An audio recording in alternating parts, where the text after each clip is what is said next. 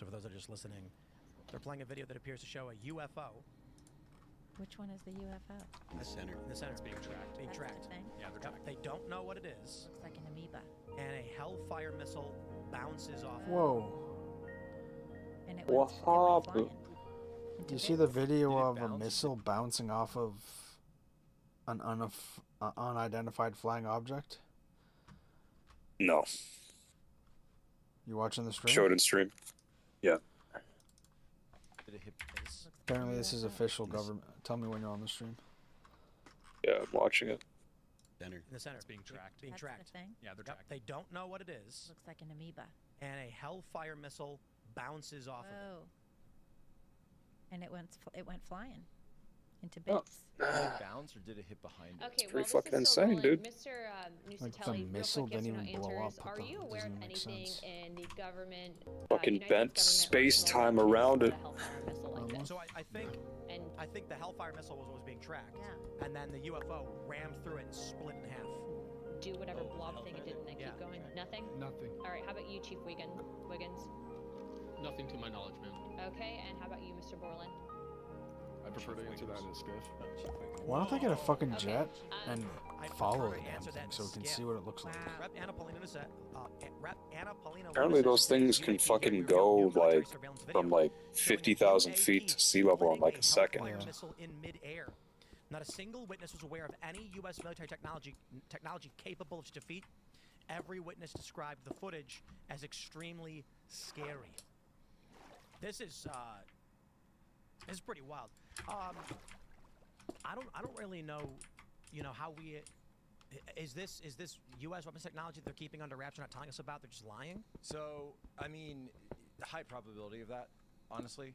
That, and that's why he says, I kind of, that's kind of my general understanding of all this UAP stuff. It's that, we've got tech that we don't want the, foreign adversaries to know that it's out there, but at the same time, they've got similar tech that they're using to target, and that's why this stuff is always involved in military. It's why it's always around like Air Force, military emplacements.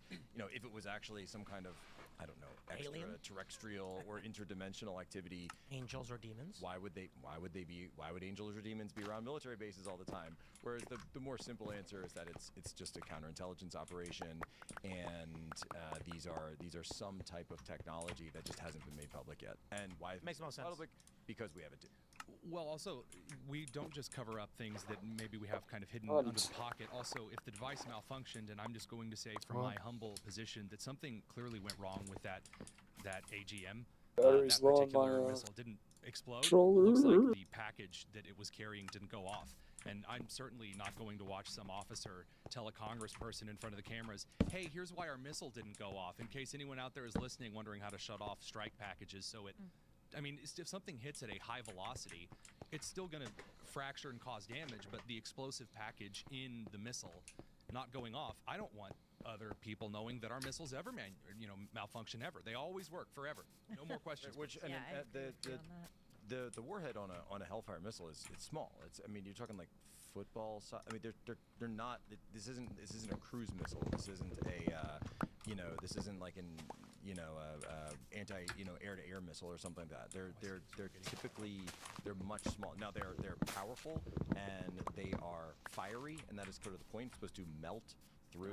I hear a lot of Hellfire. excuses, trying real hard. Do you I'm think just going to it's say UFO? aliens. You Just think aliens. it's aliens? This proves aliens exist. No, I agree with Jack. There was some kind of malfunction. There was a funny story from like a year ago where they released this UAP footage, and it was like pilots at the Air Force Base had witnessed these strange objects, and then later down at the bottom of the story it mentioned that they were 70 miles from an advanced research naval facility, and I was like, what? Oh, well, there you go. Why are you wasting our time? We get it. Well, and the way Was that, government footage is new? constructed in terms of compartmentalization, I don't know when it was taken, but it was released. depending on how It's far down the recently rabbit hole you released. go, those compartments are. I haven't heard. That's I what I just, meant. Anyone who knows I how many just saw it. compartments there are in the government Like today. in terms of these I heard of special it today. access And then programs. saw it. And so you could have a special access program that like only 3 people know about, or like really know all the details of. So when you get a guy that you pulled up and they say, well, I don't know anything about that. He doesn't know anything about that because he's not in that compartment. That's in a different compartment from where it works. And, you know, I'm not saying a technology would be in that category, but certainly advanced, advanced research, advanced projects would absolutely be something that you would keep in a separate track. And so you can have someone say under oath and completely truthfully, and nothing against it, but it's just that's the way the government works. That's the nature of the beast. Don't miss Ontario Scoop 2025. Yeah, I think a lot of people would just rather believe in aliens because it makes life less boring. The idea that there's a grander story. I'm not against the belief at all. I'm totally open to it. I just really don't think that's what this is. It's also kind of really hard for people to understand that a lot of crap that is supposedly military grade, that's not a compliment. Not anymore, no. And it just so happens that a lot of stuff fails quite consistently, and that doesn't always fit with everyone all the time is super duper malicious, because there's a lot of goobers that happen to put together designs, and I'm sorry to the folks over at Northrop Grumman and my 18 shots to the back of the head suicide later this week, but sometimes they put out, metal that sucks. Who was that astronaut? I don't know if it was Buzz Aldrin. They said, what was the last thing that went through your mind before you launched the Apollo mission? And he said that the ship was built by the lowest bidder. Yeah. Right. That's how government works. Yeah. It is. That's It's right. so good. Well, in a lot of in some places, that's the law. Like, it has to be built by the lowest bidder. That's insane. In Can New we York just get City, a market solution? in New York City, you have to take the lowest bidder, and then what happens is the lowest bidder sucks because they have no experience, and then they keep slapping you with change orders, so that by the time that they're done, it's way more expensive than if you just went with the experienced, higher cost The bidder. whole system is a problem, and as much as I support everything that we see from Secretary Hegseth, Secretary of War, SecWar, Hegseth, and I like these SecWar. I think these that's moves. good. I like SecWar and War Department, I just like- at I least think in that's good. spoken English.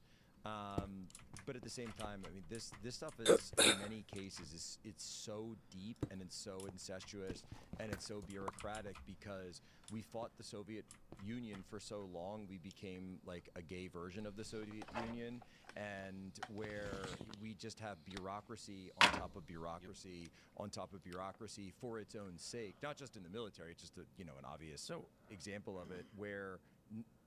The purpose of why we do these things is almost completely disconnected from the actual mission and actions being taken. Looks like we have some, I don't know how open source intel, I don't know how trustworthy this is, if anyone has any ideas, but they're saying that Warsaw Chopin Airport in Poland has been closed due to unplanned military activity, with another update from Knight OSINT.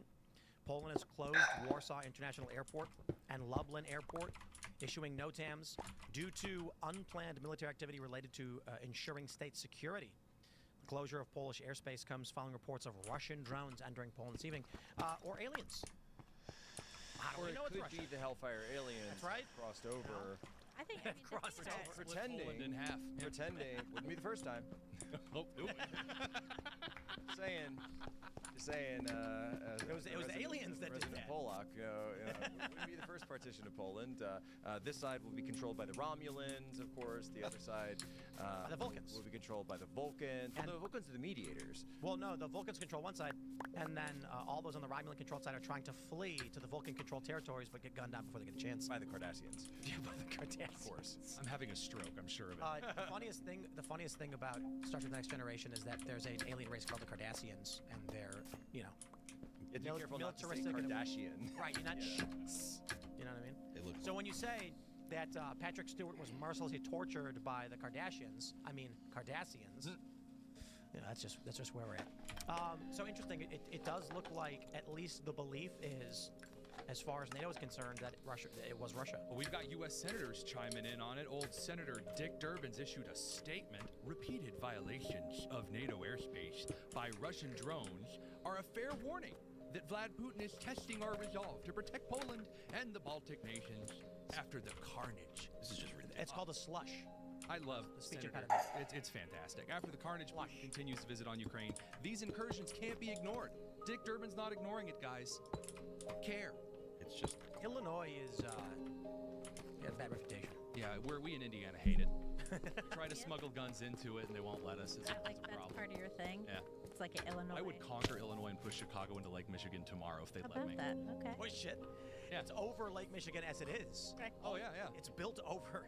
The sea level. Yeah, yeah. Just like Patrick. Push it right in. They lifted up the whole city, and that's what you get. But let's move on to. I'm still not seeing any actual confirmation of drones. The thing is, though, like, nobody's life would change if there were aliens. Unless aliens came down and they were like, we're part of your life now. Well, unless the aliens were in charge of the U.S. government. Well, yeah, but What if they are? it still wouldn't change much if Rowdy they have Roddy been for a Piper while. told me that if I put on the I sunglasses, remember. Actually, no, he resisted. It was the other dude. Yeah. He didn't want to put the glasses. Oh no. I'm wrong. He the forced. sunglasses. He forced. Rowdy Piper. I'm wrong. yeah, He put them on, saw it, was like, what? And then the other guy was like, I'm wearing your glasses. then he ran out of bubble gum.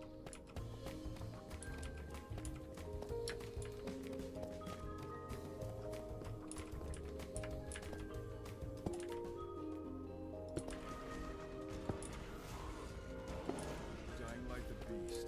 Pre-order now. Yes. I'm here to kick ass and chew bubblegum. All right, guys. I know you want to laugh and have fun and joke around, but this next story is not conducive to that. From the New York Post. Ukrainian refugee Irina Zurutska. Dog, we have an intruder. As her father dies off the field. I'm not going to play the video because here on the show, it is available on the New York Post. It's available over X. The moment of the stabbing is viewable. The whole video. See the shooting in It's Israel. extremely graphic. But there No, was a what lot happened? to talk about in the I don't know, I think aftermath somebody of the shot up a incident, as well bus. as the video's I don't know who full it was release. though. So the first thing I'm going to say is, with this video's release, you see almost right away. There's a few things I want to say. This evil psychopath, he stabs her, it appears 3 times, just rapidly, boom, boom, boom. This poor young woman doesn't even know she was stabbed. Right. She's looking around and she looks up in horror. What people don't realize is that when you get stabbed, it just feels like you got punched. And Oh, people shit. watch movies, and in movies, the hero will go bang with the gun, and the guy just falls to the ground. Or flies across the Right. And then not only that, in movies, the hero will punch the guy one time, and he'll just go on the ground and lay on the ground forever. None of that happens. This poor young woman got stabbed, and she doesn't know. And I'll tell you what's really, really terrifying is then within about 10 or 15 seconds, she collapses. And there's a pool of blood on the chair. Now, people have immediately started criticizing the bystanders, the passengers, for not helping. I'm not going to do that, to an extent. When the man got up and stabbed her several times in the video, no one knew what happened. He got up and it looked like he was just punching her. And if you're sitting next to her behind, it's just a crazy guy who hit her, and she looked fine. For a second. For about 15, 20 seconds. She then collapses, and this is where I have concern. It was a full minute and a half before anyone got Before anyone, she collapsed on the ground, and blood is pooling, and then there's a guy just staring at her. Now, the sad reality is, guys, I know a lot of people want to blame the bystanders, saying they're gawkers doing nothing. I don't think they knew what to do. Dumb dog. Even then, This is a big the only thing I'll push task. back on a little bit is, and you're right, because the size of the pocket knife, as small as it was, it's very hard to tell in this video that he was carrying a knife. This was not like some big Bowie knife or a machete or something. It's small. But even if they didn't know she was stabbed, from their perspective, he at least attacked her. So you don't see anyone on or in that car with her say, "Hey, are you okay?" Just a very simple, "Hey, are you okay?" Well, but Nobody says it. But I half agree. You're sitting there, you're looking out the window. This is what the average person is doing. They're not really paying attention. And within a split second, he goes wham, wham, wham into her. And then you look over, it's already done. You don't know what happened. And so that's why I half agree. Like, if I were there, I have a bit better situational awareness than everyone in this room probably does. And that's my criticism. Not on the individuals, but on our culture that has made soft, ignorant, and unaware individuals who are not paying attention to their surroundings, where this attack could happen, and it's like, I have no idea what's going on. Well, it's not they just had no idea what was going on, because I'm going to make the case that the guy in the gray hoodie in the black pants that immediately after the stabber walks away muttering. We know from footage he's muttering. You can hear that. The guy got the white girl. Right. Well, Sounds like the that's what guy it is. with earbuds will say he can't hear anything, but he was definitely in line of sight to see it. This man gets up and just walks out right after, head down, like, I ain't got time for this. He's going to leave. So he knows something happened. He chose what he doesn't want is to wait for the police to show up and start asking questions. I want to stress this for those, if we can pull up this news article. The image you see with Irina Zarutska right here with her hand over her mouth, this is after she had already been stabbed. Yeah. And what I think a lot of people don't realize, this photo's not graphic. There's blood on the floor. She has been fatally stabbed. She has been fatally stabbed several times. And if you showed this photo to someone and said, this is a bust, they'd be like, okay. Right. No one looks at this photo and goes, oh my God, look at this photo. People don't understand. Now, I will say another thing. I don't think, the reason why I'm upset people didn't intervene and stop the guy is actually because they didn't know he had a knife. If somebody is brandishing a knife, I am not surprised no one will intervene. It is not like the movies where the guy with the knife swings at you, you grab his arm and flip him over. That doesn't happen. No, but nobody says anything on the subway. I mean, I've been on the subway multiple times and been harassed by homeless people or crazy people and stuff, and the people on the subway around you, they just look away because they're just glad that you're the one that's being targeted and not them. I mean, I've had... Yep. It's dangerous. It feels really scary. I've been cornered by people. What I'm saying is... And nobody comes to help you no matter what. Right. Your name is Daniel Penny. If the guy... Unless there's Daniel Penny. Yeah. Or like old women. Right. If the guy was holding a 12-inch buck knife, I'd be like, I am not surprised everyone backed off. But my point is, no one knew he had a knife. You'd expect them to actually stop him. Can we show that other picture where she's like, where she's like actually on the looking at him? Side. You've got it up here. I don't know where in the video, one, yeah. but you can see it. And that's after she's been stabbed. She's been Yes. stabbed, and that's, I mean, that image. If we lived in a serious country, that image would be on the front page of every single newspaper tomorrow. It would be pushed on every social media platform. I mean, it's beyond her beyond being murals, yeah. Ukrainian. Yep. It is beyond her being. She's a Ukrainian refugee. Every Democrat should have been like, what is going on? Okay. But we have to go to war because potentially some drones crossed in from Ukraine. We have to go to World War III. But when Zelensky hasn't said anything about her. Zelensky hasn't said a single word. I've not been able to find it. It's one of his citizens. That's one of his citizens who's been killed. Who's been forced out of the country because of this war. Well, and you know what's crazy is we had my wife, who's from Belarus, originally here on the show, on Human Events earlier today, and she said that one of the pieces that, because she's been talking about this with her mom's group for weeks, and just said, why isn't this going? You know, prior to this, why is nobody talking? Oh, we actually have a larger. The photo is actually. There's the photo, yeah. And because the video wasn't really. Well, she said, you know, the father. Speaking, this is going back to the war. Her father. So she was actually buried on, I think, August 27th, and so this is a while ago. So it took a while for this August to come up 22nd that she was killed. because the videos haven't come out yet, and she was saying that her own father wasn't able to come for the funeral because of martial law in Ukraine, and military-age men can't come. And I said, well, wait a minute. She was 23. How old's the dad? In his 50s. So I have a question for you guys, because there's been a lot of criticism online. Do you hear that, Doug? What? The father couldn't go to the funeral because there was martial law in Ukraine and he's in his 50s. Shit.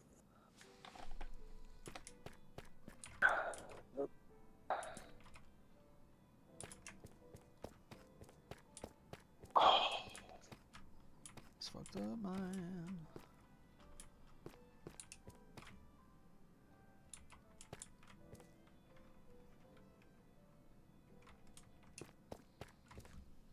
Of her, for two reasons. Excuse me? Oh, yes, that's right. She's seen in a photo in a.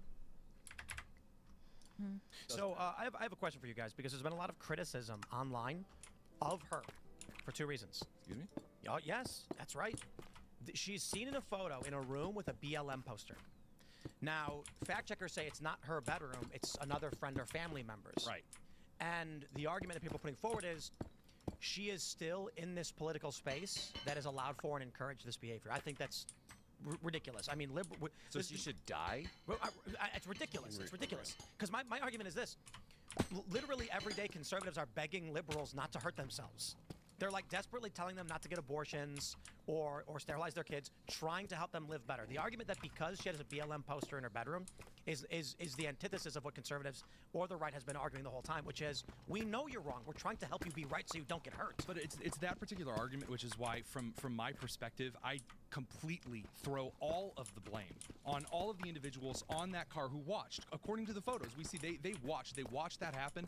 There's reports that the blood was dripping off of the knife as soon as he pulled it out of her and starts walking away. Oh, yeah. No one goes to her at all. But this is the same crew. I guarantee if you did a little NBC poll, little panel said, how many of you would help someone if there was a fire? They think they're all heroes. They think they're wonderful because they affirm all of this garbage. Man. And yet they wouldn't come.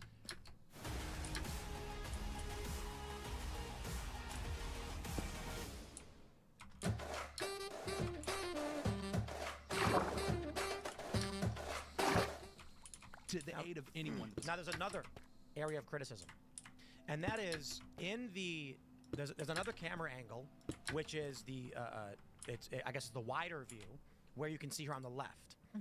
And people are pointing out there are empty seats with the back to the window around the door, that if she had walked in paying attention and sat away from this man, Right, but there's a lot of I know from New York subways, and on New York subways you don't want to sit by the door because people steal from you. When you stop, people come in the door, steal from you, and then go running.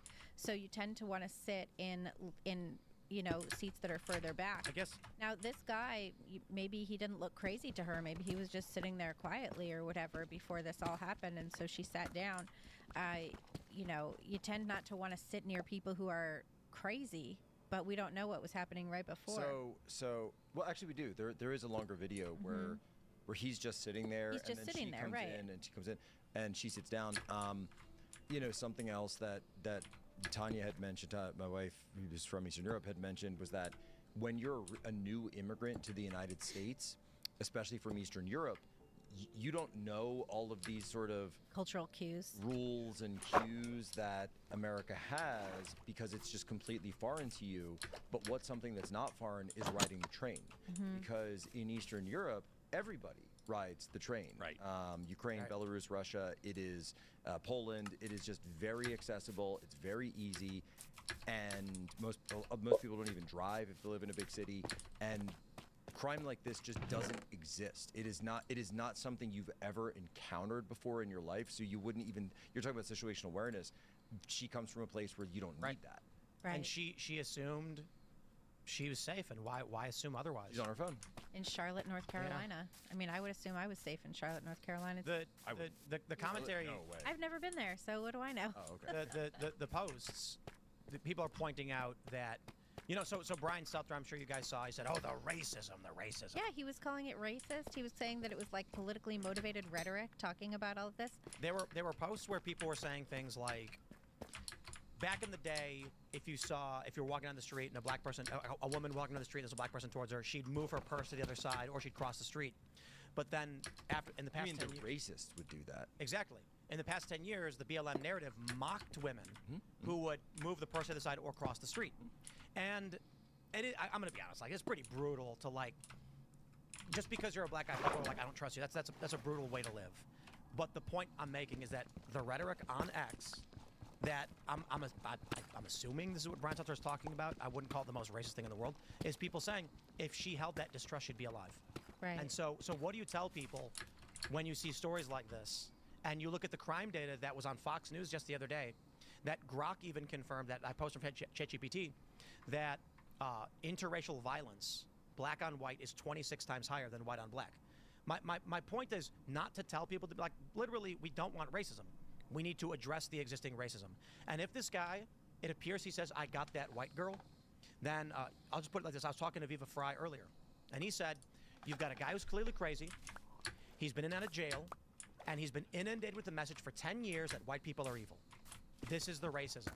And then You know to what advance the conversation from there, we'll talk about the Charlie Kirk Van Jones thing in a second. It really reminded me of this old play by Amiri Baraka, who was Leroy Jones until he changed his name, this playwright out of Newark. And he wrote a play called Dutchman. I think it was in the 70s. And it was a play about, yeah, well, you'll understand, you'll recognize it. So it takes place on a New York City subway. And it's a black guy riding the subway, and a white girl gets on, and she's sort of like vaguely flirting with him. And the way that it's set up, you think that something bad is going to happen to her from this guy, but then she does she stab him to death or shoot him to death? She kills him. And so the idea is, you know, don't trust your impulses. Don't trust the thing that you know. You're probably just racist. Let me pull the story from the Post Millennial. CNN's Van Jones rails against Charlie Kirk for suggesting the murder of Irina Zarutska was racially motivated. The killer said, "I got that white girl," after stabbing her to death. This is one of the most shockingly offensive things I've heard. Listen to this. Be there. And it's about difficult forcing them to be there. when you are mentally ill, you have a hard time knowing that you are mentally ill. But also, I mean, people like Charlie Kirk, they've been looking for opportunities to make this some sort of like reciprocal George Floyd situation. And that's the part that I think he's almost giving away the game. And it's sad to see. You know, I'm really offended about this. Charlie Kirk. In Alpha Sense, there's just a single button which allows me to look at millions of documents. Not Tim Pool, Phil, Jack Posobiec. Like, come on, we've all been talking about. I'm kidding. A lot of people going along with it. You know, let me just say a couple of things. One is, I mean, what happened to that young woman was horrible, and it's everybody's nightmare. If you're in any public space, a subway, whatever, that something bad is going to happen to you or somebody you care about. So it does strike a chord. We don't know why that man did what he did. Yes, you do. And for Charlie Kirk to say, we know he did it because she's white, when there's no evidence of that. Charlie was right. It's just pure race mongering, hate mongering. It's wrong. Then he says that if something like that had happened the other way, there would be sweeping changes imposed on society. Where is the George Floyd Policing Act? You see what he just did there? I'll tell you, it's where half of the police departments in this country were defunded to a certain extent. Yeah, and so he made it federal, but it's not about federal. Exactly. It's all of these local departments all over the country were defunded, and the police morale was destroyed, and the so billions that of was dollars like in damages. Self-selecting out of. So can I mean, yes, and the damages. Charlie Kirk obviously didn't say anything wrong, but Van Jones, let's be skeptical. Where was that energy for George Floyd, Van Jones and Abby Phillips? Where was that energy of, hey, this is one situation and we need to investigate and we need an autopsy on what exactly was in his bloodstream and whether or not he had a heart tumor, or are we just going to brand all cops as racist? Or how about this? Derek Chauvin arrived on scene and George Floyd was already on the ground. So by all means, you can say that Derek Chauvin was negligent. He should have checked on him. They should have got rendered aid much more quickly. It is not a story of a white supremacist cop who grabbed George Floyd, threw him on the ground, and then kneeled on him. Who was half the size of George Floyd, by the way. It's the story of a cop who showed up on scene after everything was already going on and saying, "What's going on?" And they're like, "He's resisting," including cops who were not white. Indeed. And then he engaged in the kneel. He knelt on George Floyd and to hold him in submission. And again, by all means, make the argument that he was negligent. But where was there ever a racial component that people like Van Jones, CNN, and all the corporate press pushed for, which resulted in mass rioting, the worst riots we've seen in decades? Obviously, but here's the catch. Here's what you guys are missing, that every time after one of these events occur, what you get is some guy like Van Jones that shows up dressed all nice and fine and looking like anyone else who goes on network television, and they start lecturing you in that soft Montel Williams voice that really the United States is really awful and terrible, and homeless people are twice as likely to be the victim of violence as the mayor of Charlotte said. And when someone looks like a thug and acts like a thug, that's not the person who comes to lecture you. They are the racial equivalent of ambulance chasers. Yes. The whole point is they make money calling white people racists, saying that black people are oppressed. It's been going on, and it's all BS. It is all garbage. It's been going on since Ferguson, since Michael Brown with the whole hands up, don't shoot. That was a lie. Since O.J. Simpson. Trayvon Martin stuff, that was a lie. They made it out as if Zimmerman was a white guy. He wasn't a white guy. That was a lie. The stuff with George Floyd, that was a lie. And this has been an absolutely destructive force in the United States for over a decade, and we continue to tolerate it, and it is imbecilic that we allow people like the judge that let this guy free after didn't have a law multiple- degree, by the way. Yeah, that's. Oh, she owns a it's charity called incredible. Second This Chances, is though. idiocy that we continue to allow this stuff. The fact that Perry was arrested is ridiculous. All the people in New York City, Penny? all the Penny? the- Yeah. Penny, yeah. But he's Daniel right about Penny. Perry too. Yes. Oh, hang on though. Don't Yeah. forget. No, but Perry from those Texas. people, the people in the government in New York that actually did that, they should lose their jobs. Well, there did has you to be guys see- there has to be repercussions for the people that are empowering this. Those judges, the DAs, they have to lose their job. Possibly we have to change the law so that way if you do let a murderer free and he goes on to commit a crime, you share in legal responsibility and you go to jail. That will stop this stuff. Well, that's, we can't do that. You know, that's Why not? You can't. Well, actually because do we have that, to but change the what's law. happening- We but can't do the- that. I understand. Because that would result in literally everyone going to prison all the time. Yeah, because there's a Judge is high, gonna be like, there's I a don't high care. rate of recidivism. There's Yeah, he's a gonna high say rate. literally every time just if jail. they're violent criminals, put them in jail. Oh, violent criminals? How No, many sorry. strikes? You- This but guy had the point 14 strikes is, and he was still out. and obviously 3 strikes and you're out is fine. But if you made the argument that a judge would be responsible for releasing somebody, he's going to be like, then I defer to not releasing anybody because I don't want Right. responsibility. But the thing too that I thought was Which would be pretty better? crazy is you had Not.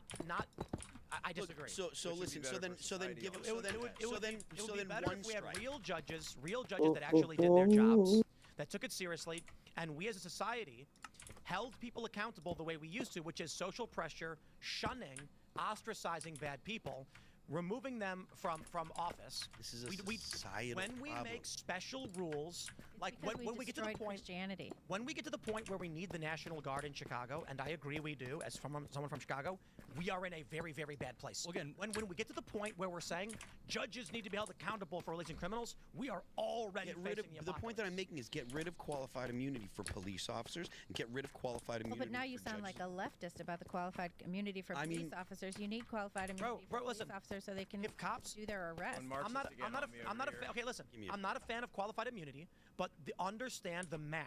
If a cop is told, I face criminal liability or civil liability, if I make an arrest, he won't do it. Okay, so when the criminal is brandishing the knife and he's going to be like, look, I don't want to get sued. I'm backing off. No, but he also knows that at the end of the day, the worst he can get is a federally tax-funded timeout. The problem in this country is that we always talk about, oh man, we used to throw people in jail. We also used to have corporal punishment. Delaware is the last state that allows corporal punishment on the books. That And there was a explains Joe chance Biden. you would end up at the end of a noose or the lash for things like drunk driving. Those are things that last. A federally funded I agree. timeout is not going to solve anything. I agree, and I've made this point before, somewhat facetiously, that if in Chicago the penalty for this gang violence was they would, and it's meant to sound silly, but if you took these young men who are shooting each other up and said, when you get caught, we're going to put you in a diaper, a baby bonnet with a pacifier, and you've got to crawl straight down Roosevelt Avenue 10 miles while everyone films and posts it online, it would end the crime overnight. So there's another aspect to this too, and everyone's bringing up, it's great discussion, but I think part of this too is, and Libby, you were getting at this, it's the stories we tell that start to shape the way that we think about policy, because the stories that we tell about our world are shape the way we think about the world and then think about how to fix the problems of the world. Right. And one story that we tell or have been telling for decades now is this complete lie that there is some kind of racial conspiracy to create a figment of black crime in America, when in reality, and you can see the statistics, you can see the data, that unfortunately we have a problem of mass violence against white people in this country that has gone completely unchecked and in some cases encouraged. And in every single case, you have people like Van Jones going on TV and making excuses for it. And it's disgusting. It is open season on white people in this country. Well, and- it has been since the knockout game. It has been since White Girl Bleed a Lot. And now you have the exact same things going on and on. And they used to say that when you put body cams out, that would catch police brutality. How'd that work out? And now they're trying to get rid of body cams. But I got to push back, Jack. It's not fair to say that only white people are victims. The Stop Asian Hate, the leftists dropped that hashtag when they realized it was Where did that go? It was That's right. black people Where did that attacking one go? Asians. Right. And the knockout game in New York was predominantly black people attacking Jews. Right. I mean, we, It was. I mean, I'm we not also trying to be mean. saw, we also saw, Because they view them as white. we also saw a young black woman. Well, they who were was the Hasidic murdered Jews by wearing the big hats. an illegal immigrant and thrown off a bridge in Annapolis. Right. We saw that today too. That was a young black girl who was murdered by an illegal immigrant. but you guys in are Maryland. forgetting- And we also saw we we saw talk an about Alabama former veterinary professor who was murdered on a jogging trail while she was walking her dog. And we also, the thing too is that this mayor in Charlotte, this Vi Lyles, she was saying that we can't arrest our way out of mental health crisis, we can't arrest our way out of homelessness, and I think too much has been pinned on this mental health. Yeah, of course we can. And too much has been pinned on this idea that if someone is committing crimes, they have a mental health issue and we need to have compassion for them and their mental health issue. This guy was supposed to get a psych evaluation after he called 911 earlier this year and was arrested for wasting 911 resources because he said there was something man-made in his body that was controlling him. And he was arrested. They let him go, no cash bail, and he was supposed to get a psych evaluation that never happened. And now you have the mayor basically an apologist for this lunatic who should have stayed locked up, right? In 2020 when he was released, he assaulted his sister. There's a scene in the Joker, the not Joker 2, which doesn't exist, but in the good Joker film, where, do you remember, I think he's going to visit his mom in the mental institution, is that right? And he's visiting there, and he goes down. This gets back to the bureaucracy thing that Phil and I were just talking about, where he goes in and he's talking to the receptionist at the mental facility, and he kind of realizes that something's going wrong with him. This is before he dons the full Joker attire, and he says, "How do I get into one of these places?" And the receptionist there is like, "I don't know. I don't even know how you would get in because and that to me." I thought that resonated. My dad used to work in a mental institution for almost 30 years. And I remember in the 90s when they were shutting everything down, asking him, "Well, Dad, where are they going to put all the crazy people?" And he said, "Well, they call it graduating." Mm-hmm. They just call it graduating. And they're out. I want to pull up this video. It's gone viral. I believe it's from someone by the name of Miranda Jewell. That's what it says in the video. But I just want to play it for you, and then we'll talk about it. Sport Chek's Back to School Big Check event is on now. Save up to 60% off. I don't even know what to say at this point. I would get off the train, past my stop, because there was a guy who was following me from car to car. And when I tried to get off at my stop, which was pitch dark, he held it open to see if I was going to get off. So I had to get off the stop after. And then when I got off the stop after, I hopped on the next train that was going the other direction, and I got on an express train, and now I'm back on the other side. Yo, you got those COVID vaccines, right? It's not safe for women. Yeah. Okay? I am Feel like so sick and tired your heart having to look is over gonna my explode. shoulder 24/7, not just at night, during the day, at all hours. Yeah. I'm sick and tired of it. Who do you think she voted for? Oh, I'm sure she voted for Mom Donnie, right? There is a 75% chance she votes liberal, and I'm not trying to disparage her or claim that is what she's doing, but women around her age, key demo age in New York, some 70, I think it's 80 or 90 actually percent female, vote for the Democratic candidates who then appoint a police chief who says soft on crime, and then they appoint judges soft on crime. So she is arguing for. And it's not about her as an individual, but this is what people in New York voted for. And this is a lot of this is leading to this what I call the rise of the urban right. Mm-hmm. And which we need more of that. This is a different Alvin Bragg is horrifying. Pipeline, a different path from the rural right, which most people, everyone knows the rural right. Everyone gets that. We're conserving our small towns. We're conserving our culture. We care about the farms. We need. Everybody gets it. Everybody loves it. Cowboy hats, pickup trucks. Everybody gets that. That's the sort of stereotypical Republican viewpoint. The urban right is a little bit different. The urban right is way more radical.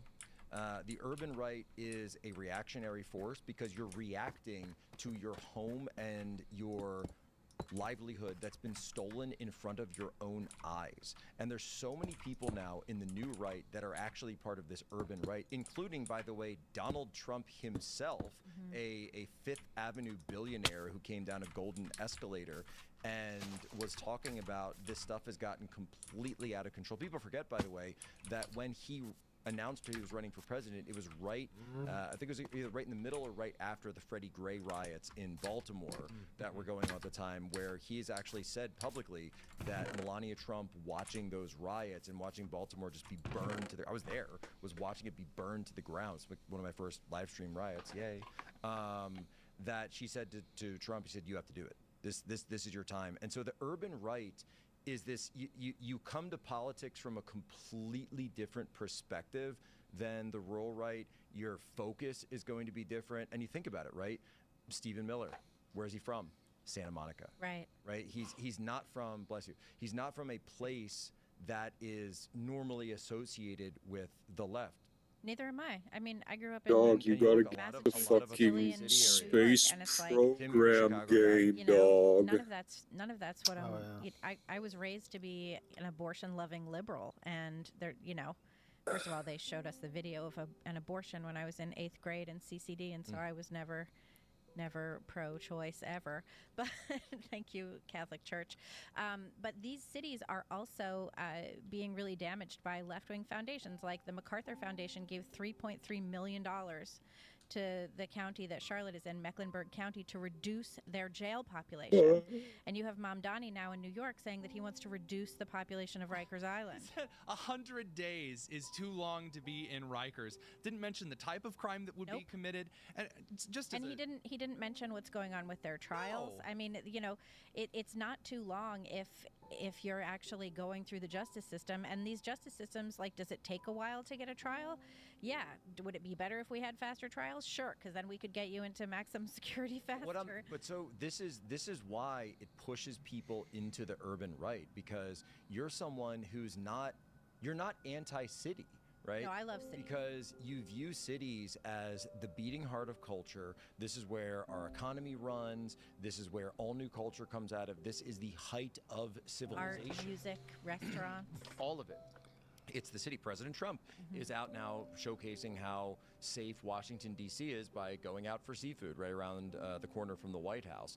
And so if you're a member of the urban right, which I've started talking about this publicly a couple of weeks ago. I've sort of had it rattling around for a while. I've discussed it with a few folks that are currently serving in our government and doing a fantastic job of it.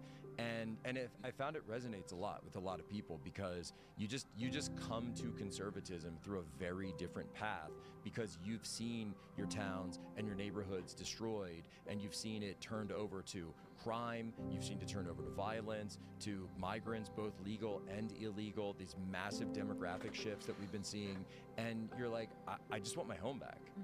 Who do I vote for to get that? Yeah. Well, I mean, it's all come from from the rural conservative, kind of the more classic from eastern central Indiana. What we see in common with a lot of the urban right all comes down to the revivification of the traditional man, masculinity, this feminization that brought in socialism in this country by making you feel bad. There are people who are poor who you need to give your money to. And then over the racism issue, well, there are people who are black and you need to give your money to them. And then the LGBTQ, there are people who are gay, you got to give them money. Additionally, that kind of hyper-feminization has driven people in urban centers where college-educated white women are most likely to find their happy place. That's where families kind of circled around during the 70s through the 90s. Well, now people are tired of it because they've seen the effect of a fatherlessness across every community in this country. The traditional man actually coming back is going to be a core part of the right in the next 30 years. That's why Vance and Trump, urban and rural right, are so alike in kind of their family-orient policy prescriptions. Yeah, or the man of today is the guy who's too scared to stand up to a tiny woman who's yelling at him. Give him her baseball. Oh no! And he does the arm thing. He does the arm thing even before he realizes who it is. That's his initial response, which is a very, I mean, I don't know if that guy's got a touch of something or what, but he doesn't seem to, and he just seems very scared of his skin, and that is the modern American male, a ma'am. That is the modern American male is terrified to stand up to a woman, and that is a great microcosm of how we lost our great cities, how we lost our culture, the decline of the West, because we're I just want it to go away. I just want her to stop. So you take the ball from your child on his birthday. On his birthday, the home run ball. Of what greater ball? And you watch the video of this. I'm like, do people not have kids? Dog, have we talked about that that lesbian freak taking the ball from the kid? No. What ball? Oh, you haven't seen that video? No. What? Is it on stream?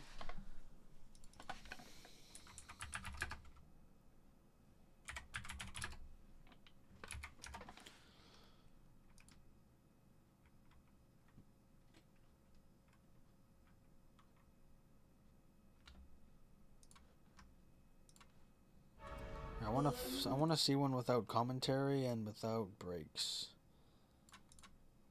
We saw a fan earlier this year.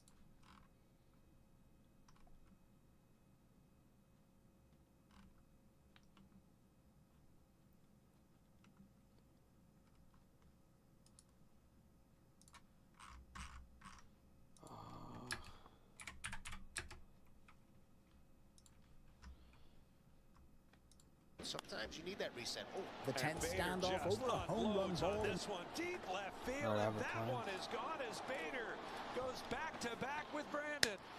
What so it's a home run ball. Home run to left for Harrison Bader. Yeah. It's his 15th of the year and his third since joining the Phillies. It's 5-1.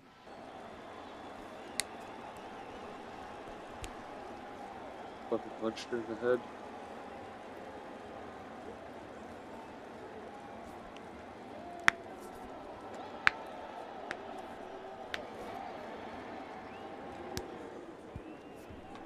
Where is this? Philadelphia. Probably Philadelphia. Fucking cunt. Yeah. Typical fucking hairdo too, eh? Not surprising at all.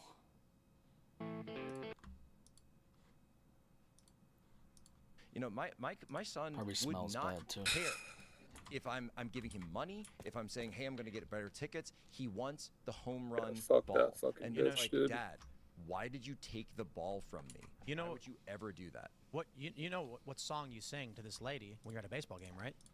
Take me out to the ball game. No, wait. Na na na na. Hey hey hey. Goodbye, Karen. Yep. Like it's he walks over a few seats. The ball was flying towards there. He gets it. It's his. That's a fair ball. And well, it was totally a fair ball. For a minute, though, Tim, there's she never had her hands on it. Well, she may have She touched it a little bit. didn't have her hands on it. It was down in front of her. It wasn't even in her seats. It was the seats in front of her. So there's always as a guy who grew up with my dad taking me countless Phillies games. Never had a situation like this where he gave away one of our balls. Like we would go outside, even just in local areas. If there was a high school game, we would go out to the river after the game to collect foul balls from the river because it was cheaper than going out and buying them. And that was just something we did on Saturday mornings with me, my brother, and my dad. We would ride the bike, go down the river. There was a game, get the foul balls, dry them out, boom, got some practice balls. And he never once would say, "Oh, we're gonna hand it over. We're gonna do this." No, it was when he was older, he would get it, and then we would go get it. He'd be like, "Go get it," and if you don't get it, it's, "Hey, be faster next time." I actually think his son may have learned a really good lesson. Don't be like Dad. Yeah, when you look at this photo, and you can see him looking angrily at the old lady, and this guy looking terrified and shocked and taking the ball from his own son, that kid's gonna grow up and be like, when he has a kid, don't be like that. If you look at the trajectory of some of the youth polls right now, there's a very good chance that he's going to be like very radical. What if this kid is just like this is his moment of realizing my dad's not a hero, and you always realize that at some point, like my dad's not a hero, my dad's not infallible or whatever. You realize your parents are human beings, and he had to realize it way sooner my dad than he had is to. literally my hero. Okay, I believe you, Jack, but you're a special case. But I don't The even rest think of us learned that our This parents kid's gonna are grow up and human. be like the furthest right commentators. That's what I'm saying. Yeah. Like, well, did you see the interview with him afterwards? Oh yeah, I got it pulled up. If you have it, yeah, let's play that because it's so sad, but at the same time, it's That so was telling. what we were there for. We were there to get a home run ball. So I thought I had accomplished Even his this great body thing. Look at the body language. It's all you Putting in need. his glove meant a lot, and she was just so adamant and loud. It was and 29 yelling seconds. And persistent. None of and them can even I just look at didn't him in wanna the deal eye. with it anymore. You know, he can't even say she was mean. hundreds of people. She barely said anything. Said that's my ball. She was adamant. Does that son look like he won? No. No. No, not at all. Again, and that's the catch, is that I couldn't imagine, forget, whether or not, like, I would consider, my dad to be, like, my hero kind of a thing. I can't imagine as a father not my kid offered the ball and said, all right, they can have it, and saying, you know what, no, my kid deserves the ball, they got it. He took the ball from his kid's hands And he gave it to He her. knows what he did. Look at his face. And Look the at his kid face. knows. He knows what he did, and the line that the kid said was, "This is so amazing." Emasculated cup. He said, he said, This fall, let StrucTube help you transform your house into a cozy home. From modern furniture to stylish decor, discover our pieces perfect for curling up, entertaining, and enjoying the changing season. StrucTube. J'adore. "We can't win." Can't win. She was going to get it anyway. Why? I don't know why she was going to get it anyway. That's the lesson that I his thought father she, taught him. you know, she, Give up, son. yeah, Give it up. was really, Lose. really Lose and accept the participation trophy of here's a sign Of bat. the We pity feel so stuff. bad for you. The pity yeah, stuff. the pity stuff. Who It's all wants pity the stuff. pity stuff? No, you want to win. Yeah. Right? You want to teach kids to win. It's not about baseball. It is about raising the next generation. It is about how we run our society. It is about the millions of About winning. interactions All that the go facts, on. responsible men. All the millions of interactions where some screaming liberal Karen is getting in somebody's face and a guy is terrified to just say no. And I'm sorry, but the word no is the most masculine word in the English language because we are not going to get out of any of these situations if we Do you know what the fire can't pit say is? no Fireplace to is women. called? Well, and you have to, and In the other Minecraft? thing too that I wanted everybody to build? forgets is you have all these women who, are all empowered and they're living in their power and they're doing the all bed this. logo, I Yes, think, queen, all of might this, be right? in that But what you tab. forget is the way that these women got like this is by being so Campfire. amiable and bendable Goodness. that they say yes to everything stupid, and that's how they got there. Like, well, how do you think men ended up in women's bathrooms? It's because women were too nice and cowed to say no. And men were. And men were, but men got coerced by these. So, Libby, what I'm trying to say, simps. what I'm trying to say, maybe, You need is that less women, agreeable maybe women. women need to hear men when we say no means no. You think so? I think what's happening is like this woman in New York on the subway is guys basically like men like this who are like she was gonna get anyway, I'm just leaving. Men are just leaving. And women are left to what they voted for and they're upset with it. And they're not going to help you on the MGTOW, subway. right? I mean, I don't know. I mean, it's at least the acronym. Men- I'm just men saying, go their like, own way. in New York, the women are screaming, and so the guys are like, whatever, I'm leaving. And then they get the city they vote for, and now they live in crime-infested areas where... And the women also you know, in New York, the women in New York also complain that they can't get a date. You know what the tropes were? The man would take his jacket off and throw it over the puddle so the woman could walk over without getting wet. Right. The man's jacket would be ruined. Right. But then you started getting all of these feminist tropes of don't hold the door for me, split the bill, we don't want men involved. And what they did, what these feminists were basically saying is the chivalry they were discussing wasn't just a man opening the door or saying I'll pay for your food. It was them saying I will stand in front of you when the violent murderous rapist is coming at us. Well, but that's also now part they're saying, it's all you, bro. I mean, that's also part of the free market of sex, though, because we stopped making the relationship between men and women about something that was supposed to involve responsibility and specific duty, and you started saying, hey, man, I mean, does it involve me getting laid? And then when you start leading a man by the wang, he'll do whatever. Again, the simp-tastrophe in this country. Yeah. By the way, later on in that video, the guy said, catastrophe. That's well, good. I didn't want to do anything that I would regret in front of my children. You didn't regret how you ended up acting in front of your children? Are you That's serious? the whole thing to regret. Is I think you he were doing regrets acting it. like that in front of your children, not standing up for yourself, not standing up for your kids, not acting like a man. That is the most regrettable thing about this whole story. I gotta be honest, between this and the Coldplay couple, this is more worthy of divorce. Yeah. Well, because I mean, he's showing everyone that he can't take care of his kids. He's busy grabbing his man breasts. If you actually watch the video of the initial interaction, I don't believe the woman has been identified yet, which is People really, are claiming she has been. which is really weird because people were claiming that she had, but then like those women came out, and because she's so odious, those women even came out and released statements. I am not this woman. Like, please stop coming after me. Maybe if you guys all didn't look the same. I'm sorry. I gotta be honest, guys. I think it's the daughter. If you watch, the daughter actually kind of squares up a little bit. The daughter shows more dominance than the dad does. More tea. The daughter. I want to say this. Maybe she does. Between the two people, I have more disdain for the dad than the woman. 100%. And on Kick Drum, EMAD World. I love me some EMAD. All the EMADs, the GMADs, the EMAD Heavyweight. I also am a big fan of the UV EMAD for my 20-inch bass drum. Sings like a charm. Sometimes. DTN. The woman was like, hey, you walked over to where I was sitting and took the home run ball from me. Now, I don't think she has an actual right to claim that, and I think she's a snooty Karen. But hit ball is a hit ball. But I'm just like, she walked over and made a demand, and I give that like, in terms of how severe I think it is on a scale of 1 to 10, with 10 being like this person is committing a violent murder, it's like a 2 or a 3. It's like someone pushes you. It's like, okay, you don't need to. It's not the end of the world. I don't care that much that she's being a Karen. I am actually more offended the dad took the baseball from his own son and gave it to her. So I agree with you guys that that's terrible, but I have the utmost disdain and horror at this woman, because one thing that she's doing that you guys may not realize is she's perpetuating the middle-aged white women suck thing, and I'm so sick of that. You know, as somebody of that age group, you know, I'm like really sick of that whole thing, and it's just awful. And also, her husband was there, and he was sitting in his seat. He was like crouching down so that he wasn't being recognized. I try not and to. then he tried to like get out. He like scurried out, and she followed him out. But imagine having to go home with this horrible shrew, this horrible, shrill, miserable. I disagree.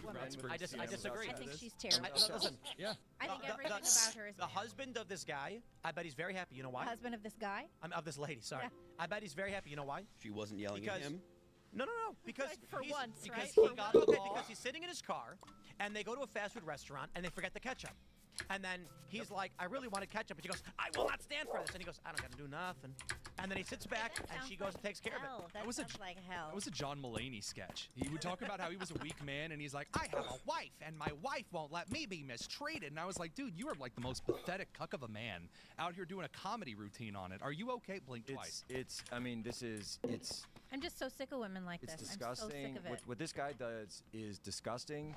It's not Christian, and I saw a lot of people, arguing with me that this is some kind of Christian response. I mean, where does it say anywhere in the Bible that you're supposed to disrespect your own children? As the Baptist, I'll back you up, my Catholic man. I hear you. I mean, it's just not there. And well, to play devil's advocate, what about de-escalation? So de-escalation means like when you're about to die, or not at the expense of your children. And you don't have any. You can de-escalate this. And by the way, there are plenty of ways to de-escalate without submitting. De-escalation doesn't mean submitting. It doesn't mean surrender. De-escalate could simply mean you sit down, and you, as Jesus actually tells us, turn the other cheek. Turn the other cheek does not mean let her scream at you while you're like, no. Yeah, turn the other cheek does not mean submit. It means stand your ground. Hey, and goodbye. A lot of people miss this wrong. Yeah, you sing, you do the look at your watch thing. And everybody around was like, can you believe this woman? And you just sit there. And by the way, social pressure was already on his side. Have you? It sure was. Which he just bingo. Have you guys seen situational awareness? Have you guys seen that show Evil?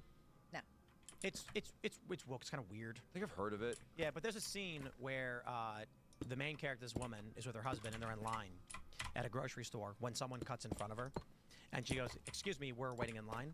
And he's like, "I've only got a few things." She's like, "No, you don't. You have more than we do. So get in the back of the line." And he's like, "What are you gonna do about it?" And then her husband's like, "Just ignore it. Just let it go." So she goes to a freezer, grabs a bag of peas, walks up and goes, "Hey," and he goes, "Hey, lady, it's over. I won." And then she bashes him in the face with it. With peas? A frozen bag of vegetables, and he hits the ground, and then she walks Peas up and wouldn't do it. And she's like, "I don't know, it's some bag of vegetables." She goes, "We don't need a bag." But the funny thing is, whatever your view on that show, it's funny that the depiction is the man would not stand up for his wife, and so the wife had to do it herself.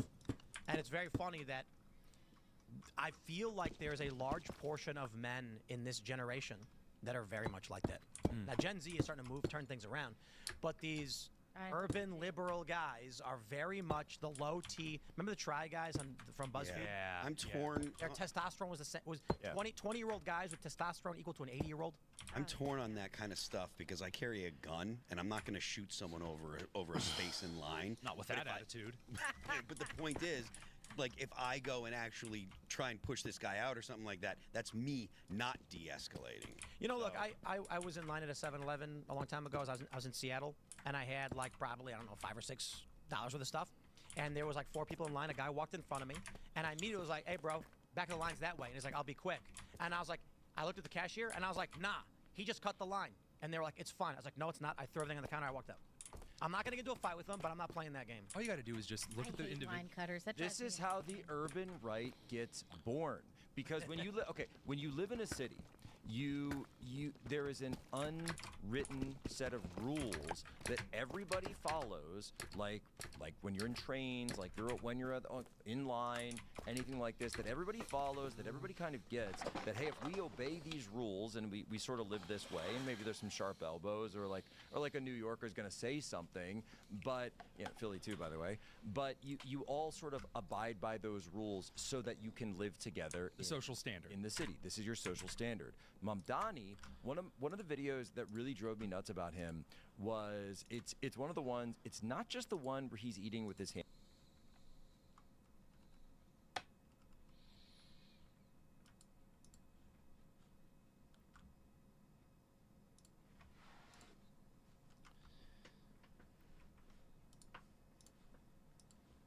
Years.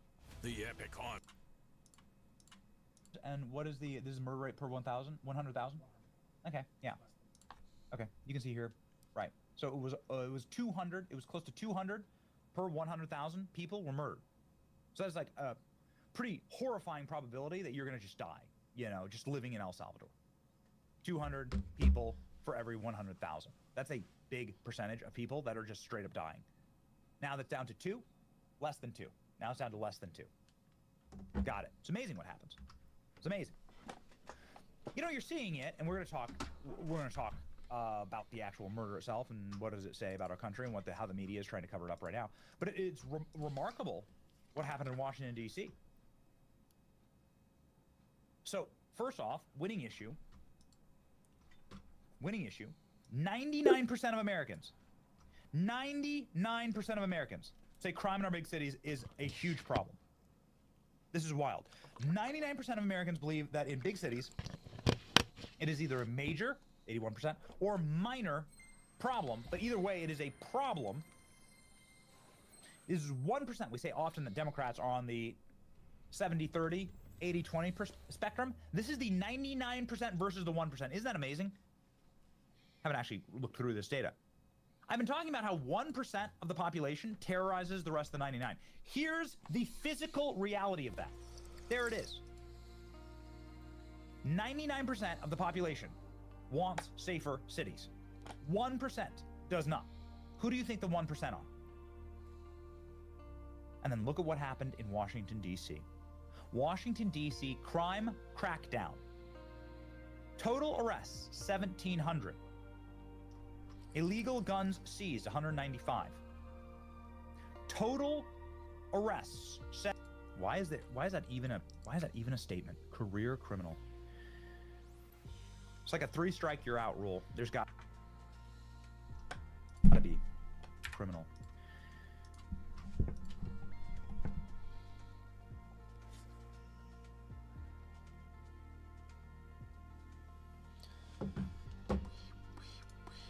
It's like a 3-strike you're out rule. There's got to be. Like when you get put in jail, there has to be a new rule. We have to pass it. We should do it through Congress. That like your third offense, you just stay in forever. You just get 35 years hard labor, and that'll turn you into an old broken man. And you'll get out and you won't be able to hurt anyone because you won't be able to raise your arms anymore. Like that's just Shawshank Redemption, the whole thing. And this is probably the biggest black pill in societal history, is this video. I can't explain to you, like, what toxic poison kryptonite this video is to the left. There is no way to defend it. The left can kind of like wormhole and weasel their way around stuff like the shooting in Minneapolis and say it's about a gun or whatever, you know. They can like pivot, you know, the Minneapolis mass shooting, they can pivot to certain things, right, and try to like cover up what really happened there. They can't do it here. This moment is pure kryptonite for them. First off, it's caught in 4K. It's caught on video. We have the video. We don't have to hear about it in like a blurb in the newspaper. We don't have to just see a mugshot. It's caught on. Your dog, you still there? Yeah.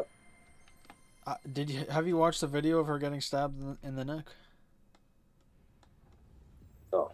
Okay, well it's on like decently quality video. Someone on Twitter said innocent until proven guilty. I'm like, well, if it's on video, like what else? I think that's a troll right there. Yeah, I know, but like fucking hell, it's so dumb. Video. Here's what happened. If you need a, this is all over, of course, the internet. Not on corporate media, but all over the internet on accounts like mine and others. Irina Zastruka is a Ukrainian war refugee. She's a clearly like young, maybe weighs 100 pounds, white woman from Ukraine. She is working an hourly wage job at a pizza shop in Charlotte, North Carolina.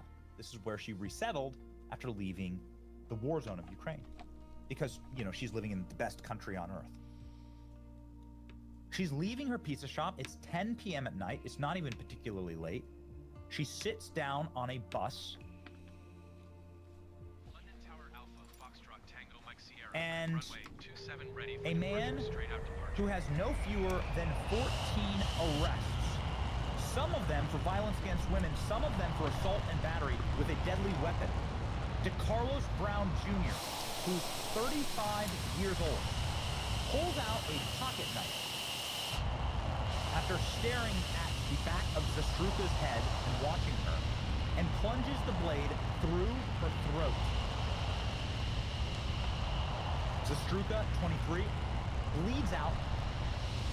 He's unable to call for help because her windpipe has been severed, chokes on her own blood, and dies. As DeCarlos Brown Jr., with his 14 arrests. Give him a mugshot, please, if you would. A series of mugshots.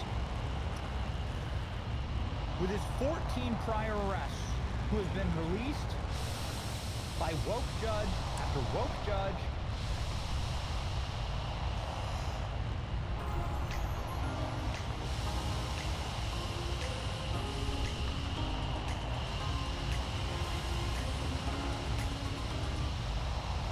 There you go.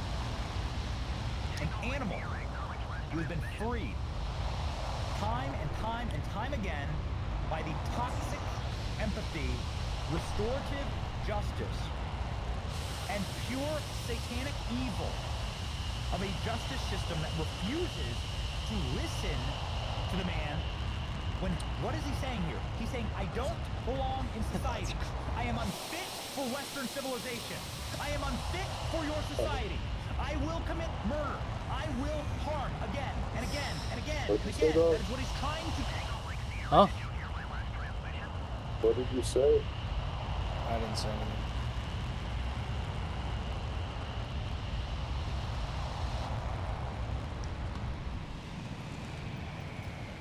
I ain't say no more.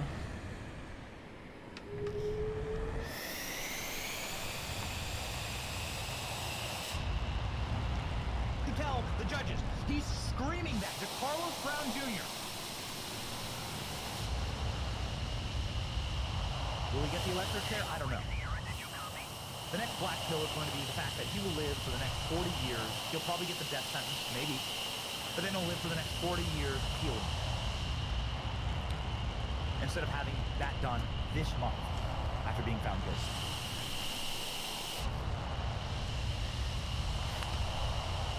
Of course this is an evil and sick man. Of course he deserves the death penalty. Of course he deserves it now. After his trial, after his speedy trial. Put up his mugshots one more time. At the very least, he was being honest. Please let me explain myself. At the very least, Carlos Brown Jr., 35 years old, with 14 different prior arrests, was being honest. At least he was saying, if you release me, again, I will kill. It is my nature. It is what I will do. I will not stop. I will continue to commit heinous act after heinous act until the end. So goes demonic possession. You read about it in the Bible. But at the very least, he was being honest here. The people who were being dishonest were his public defenders, the woke activist judges of whom we will name and shame on this program. I've never done this, Jack, but Jack, who is a producer on the show, I want the names of the judges and I want their faces. Jack, if you wouldn't mind, I want this up in a post on X. If you wouldn't mind, I want to start like hunting down, from an information standpoint, who are these judges? Who let him go? We can find these records. Show me the faces of the judges. I want them. Show me the faces of the judges. I want people to see who it is, because the state is responsible for this murder. And for many other murders across the country. We're just going to focus on this one. Okay, here's one judge. Yeah, Teresa Stokes. Released 14-time criminal DeCarlos Brown Jr. This judge, there you go, this is your judge, Charlotte, said found good in DeCarlos Brown Jr. You know, there's only one honest person. Of course, DeCarlos Brown Jr. is killed and deserves the death penalty. Deserves swift justice. God. What about this judge? Well, doesn't she play some part here? Isn't she partially responsible? In a way, please go with me here and understand what I'm trying to say. In a way, isn't DeCarlos Brown Jr. being honest? Isn't he the only honest party here?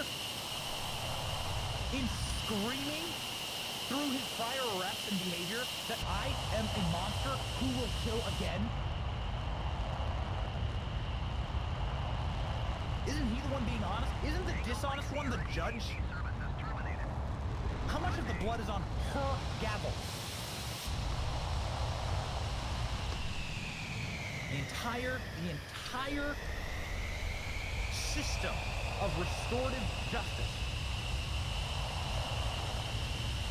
I'm telling you, you can't run a society, you cannot run a society where black is white, where the evil is called good, where men are called women, women are called men. You can't do it.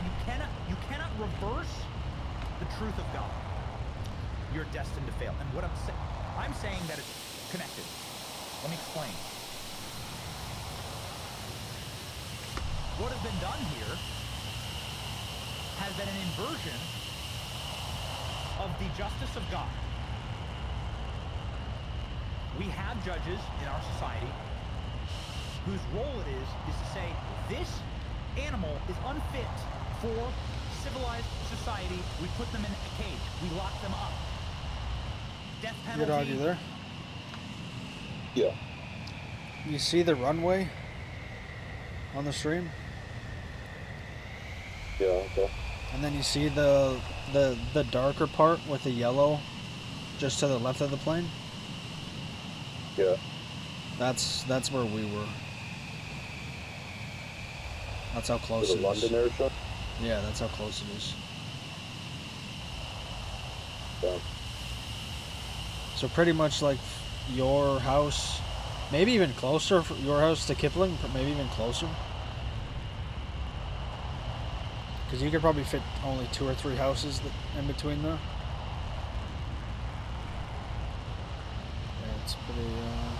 Pretty loud.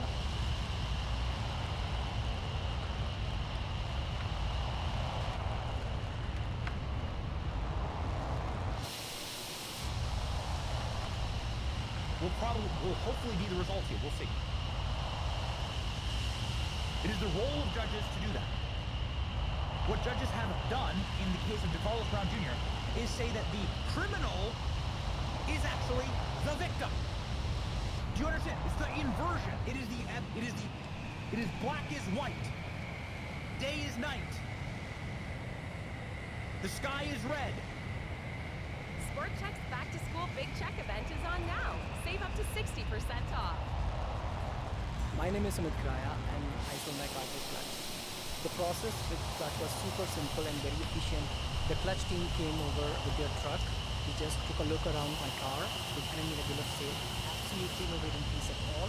They promised me something. They gave me the exact same thing. Whenever I asked a question, they came back right away. I would definitely recommend Clutch 100% because the experience is phenomenal. I just felt so accomplished and happy after selling my car to Clutch.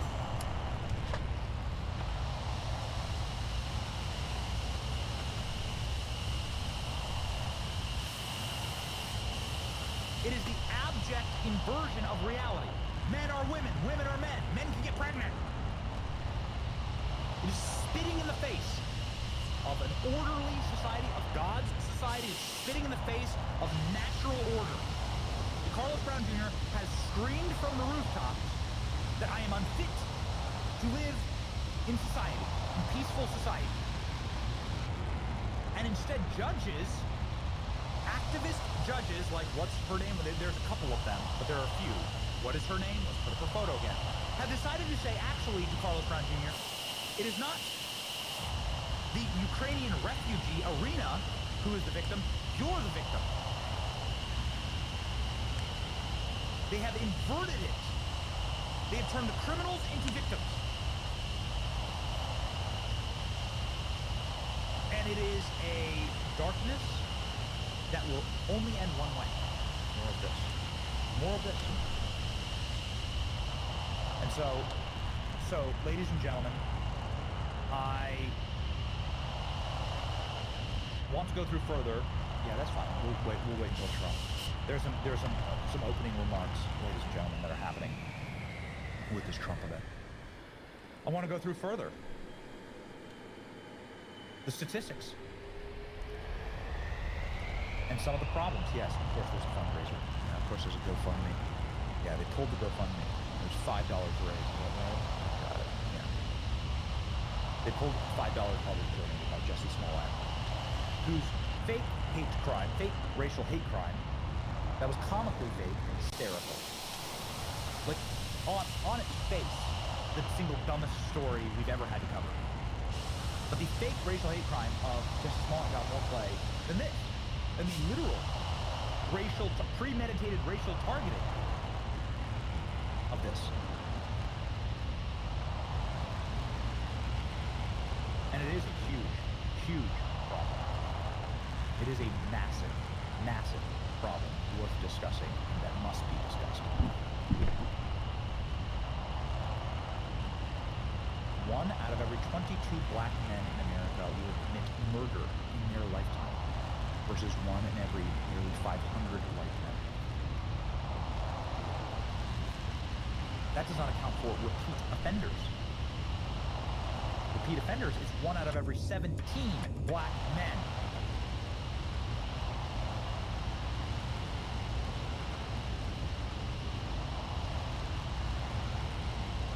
It is a diminishing and vanishing percentage of the population that commits the overwhelming majority of crimes. It is time for us to have an honest discussion about it. The data is right there. The data is wholly and totally available. We're not going to shy away from reality here. And we hope that President Trump doesn't either. Here's President Trump speaking live right now, just to the podium. With us right from the beginning. And I wanted to stand and listen to the entire stuff, but people would have said, look at the ego of that guy. He just wouldn't stop. He stood there and listened to the request. But I appreciate it very much. And I want to thank you for doing an incredible job there. Bond, Attorney General has been unbelievable. An incredible job.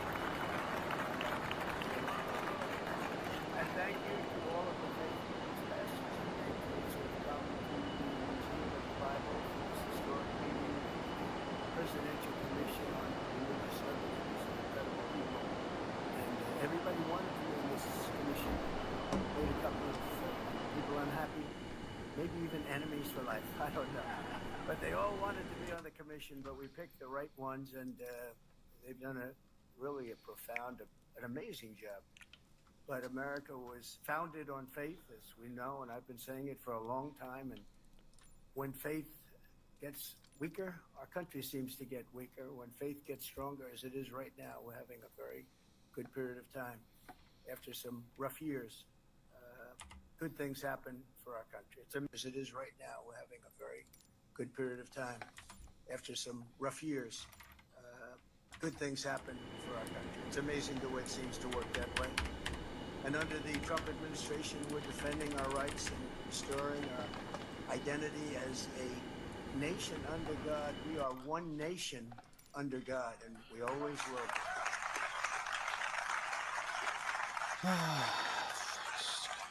The need for this commission has never been more clear than it was last week when the ineffectual senator from Virginia, a man named Tim Kaine, stated that the notion our rights come from our Creator is, quote, extremely troubling.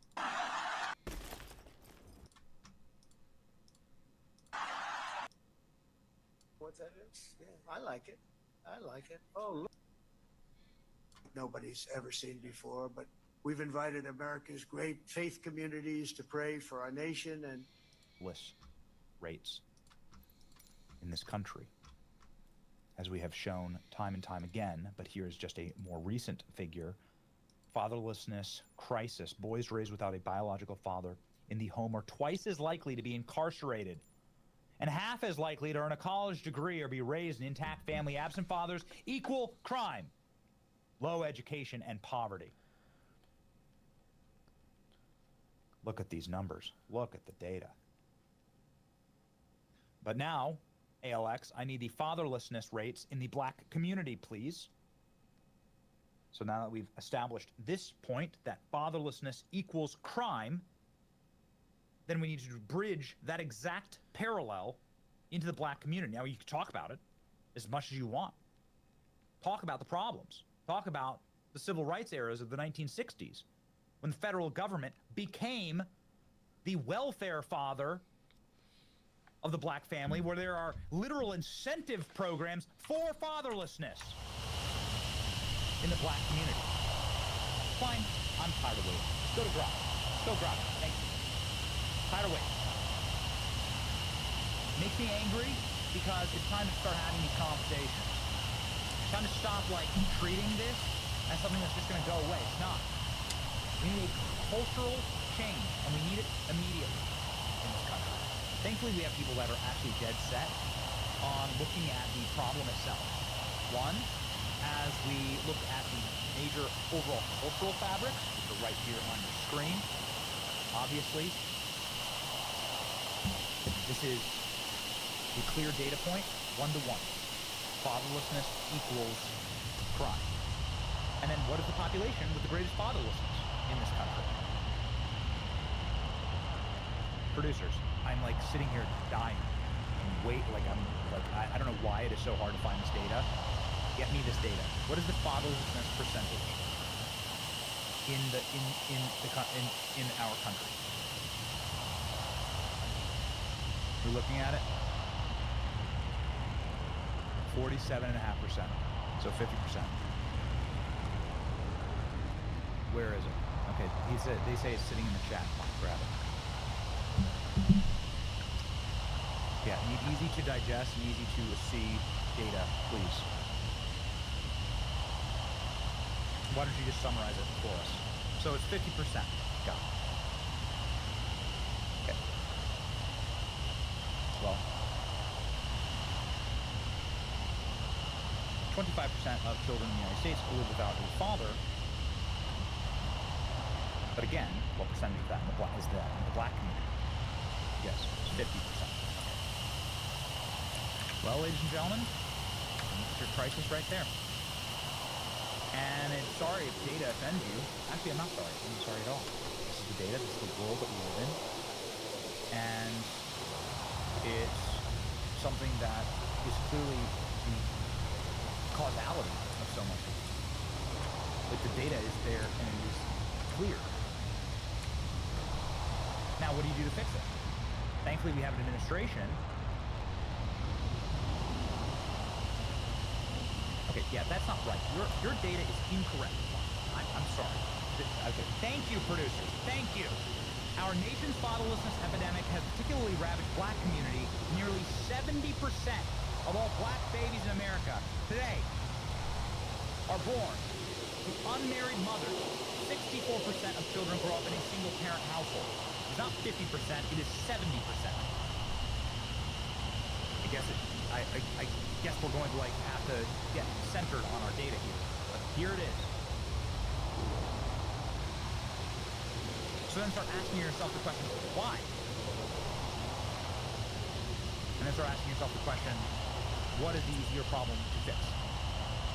Stephen Miller saying that probably the fastest problem to fix, other than the generational corrosion of the black family, that again, I believe, was personally brought about by the federal government.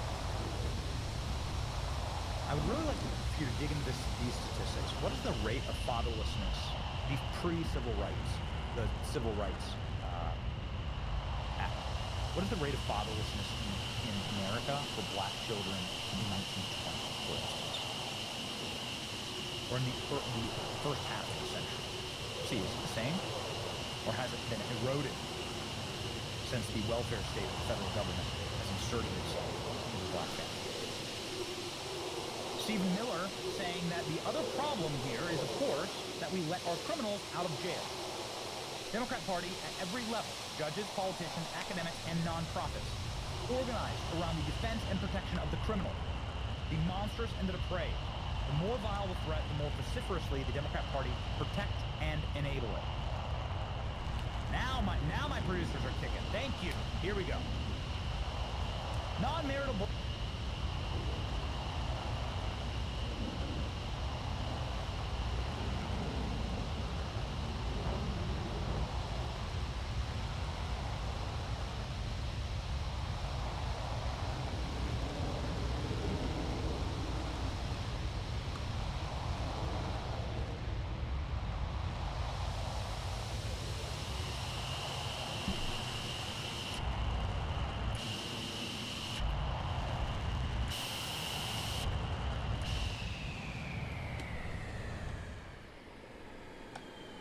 Birth rates in the United States.